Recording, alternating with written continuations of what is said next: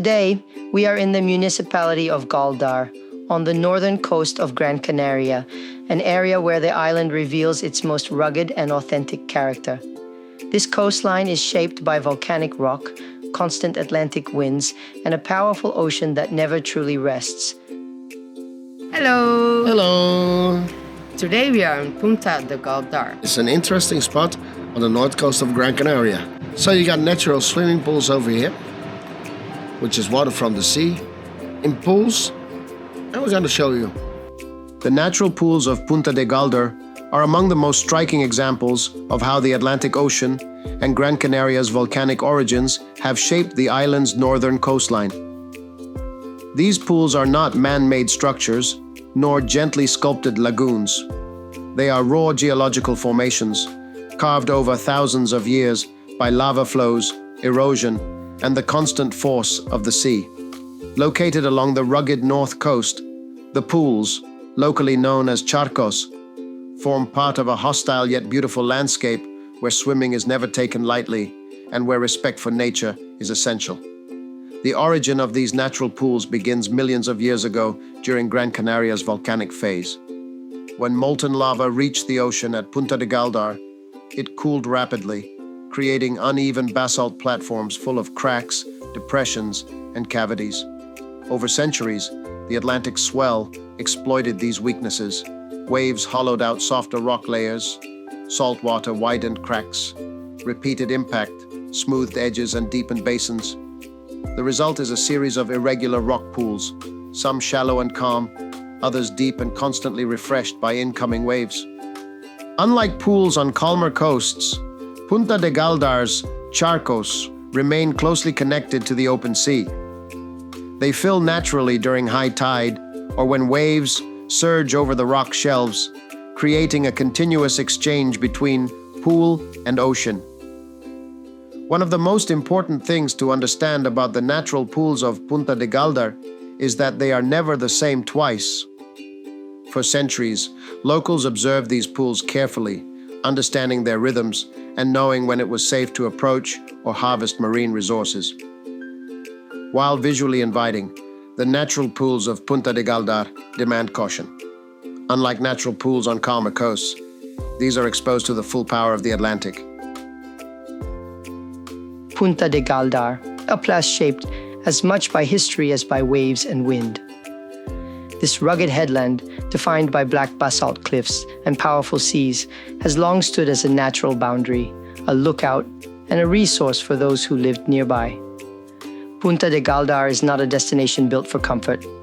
It is a landscape forged by time, fire, and survival. To understand Punta de Galdar is to understand the deep connection between Galdar, one of the most historically important regions of the island, and the ocean that has always both sustained and threatened it. Before the Spanish conquest in the 15th century, Galdar was the heart of the kingdom of Gáldar, ruled by the Guanarteme, the highest authority on Gran Canaria. This region was the political, religious, and cultural center of the island's indigenous population, known as the Canary. While the main settlements were located inland, near fertile valleys and water sources, the coast played a crucial supporting role.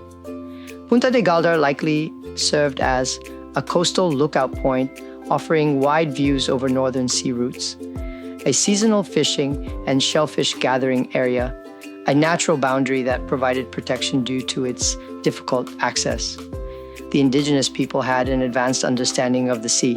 They knew when to approach the coast and when to stay away, using natural pools and calmer conditions to gather food while avoiding the dangerous swell. Standing at Punta de Galdar today, it is easy to imagine these early inhabitants scanning the horizon, aware that the ocean could bring both sustenance and danger. With the Castilian conquest of Gran Canaria completed in 1483, Galdar's role changed dramatically. The region transitioned from an indigenous capital to a colonial, agricultural, and religious center. However, Punta de Galdar remained largely untouched. The reason was simple. The sea here was too rough for major maritime development. Unlike more sheltered areas, Punta de Galdar never became a port. Instead, it functioned as a peripheral coastal zone used by fishermen launching small boats when conditions allowed locals collecting marine resources. occasional coastal transport during calm seas. Its isolation preserved its natural state, while nearby inland areas evolved. By the 19th and early 20th centuries, the landscape around Punta de Galdar changed inland, though the coast itself remained wild. The introduction of export agriculture, especially banana cultivation, reshaped the Galdar Valley. The fertile volcanic soil and humid northern climate proved ideal for bananas. Roads were slowly constructed to link plantations to ports elsewhere on the island.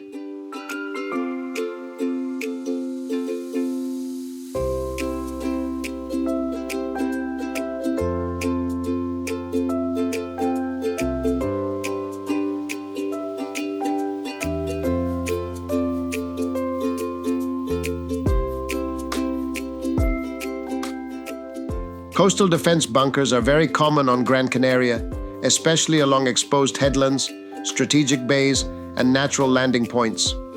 Most of these structures date from the 20th century, particularly the period surrounding the Spanish Civil War, 1936 to 1939, and the Second World War.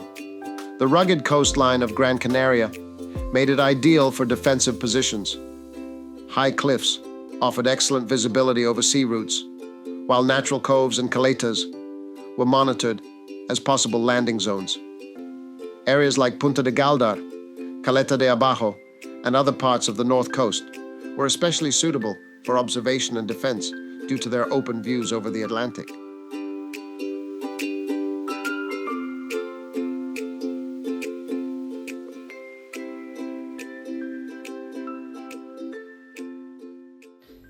Hello, thank you so much for watching this video. If you like this video, please give a thumbs up. And if you want, you can share this video with friends or on social media. Don't forget to subscribe to ExploGC channel to see every video we post. And click the notification bell to be the first to know when we post a new ExploGC video. And at last, please leave a comment what you think about the content of the video. Thank you so very much.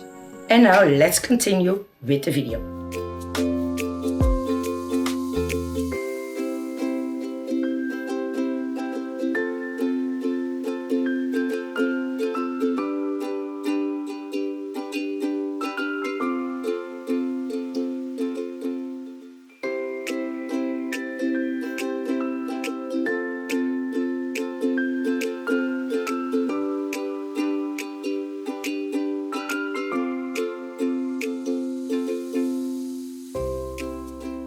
Beneath the towering cliffs of the northern coast of Gran Canaria lies Caleta de Abajo, a small and secluded coastal enclave where the Atlantic dictates the rhythm of life. Unlike Punta de Galdar, which confronts the ocean openly, Caleta de Abajo feels more sheltered, tucked into the rock, protected by geography, and shaped by centuries of quiet human presence. This is not a place of grand monuments or wide beaches. Caleta de Abajo is defined by modesty, resilience, and an intimate relationship with the sea. The story of Caleta de Abajo begins with the same volcanic forces that created Punta de Galdar. Unlike the fully exposed headlands of the north coast, Caleta de Abajo benefited from natural protection provided by its surrounding rock formations. These subtle differences in geology made it one of the few places along this rugged shoreline where small boats could occasionally land and people could safely remain close to the sea. Before the arrival of Europeans, the territory above Caleta de Abajo belonged to the powerful kingdom of Gáldar, the indigenous heart of Gran Canaria. While the main Aboriginal settlements were located inland near fertile valleys, the coast played an essential seasonal role. The calmer waters compared to other sections of the north coast made Caleta de Abajo a logical access point to the sea. Even without permanent structures, the site would have been familiar and valuable to the early inhabitants of Gáldar. After the Castilian conquest in the late 15th century, coastal life in Gáldar slowly evolved. While agriculture expanded inland, the sea continued to provide food and opportunity. Over time, Caleta de Abajo became a small fishing outpost used by families from Gáldar and nearby coastal communities. Simple stone shelters and storage spaces appeared near the water, followed later by modest houses. As the 19th and early 20th centuries passed, Caleta de Abajo developed into a tiny coastal neighborhood rather than a village. Its growth remained limited by geography. Steep cliffs behind, ocean in front. Homes were built close together, often directly on volcanic platforms. Narrow paths replaced streets, and the sound of waves became part of daily life. There was no tourism, no commercial port, and no expansion beyond what the land allowed. This isolation preserved Caleta de Abajo's character. Even as banana plantations spread across the Galdar Valley above, the Caleta remained a world apart, connected to inland life, but never absorbed by it.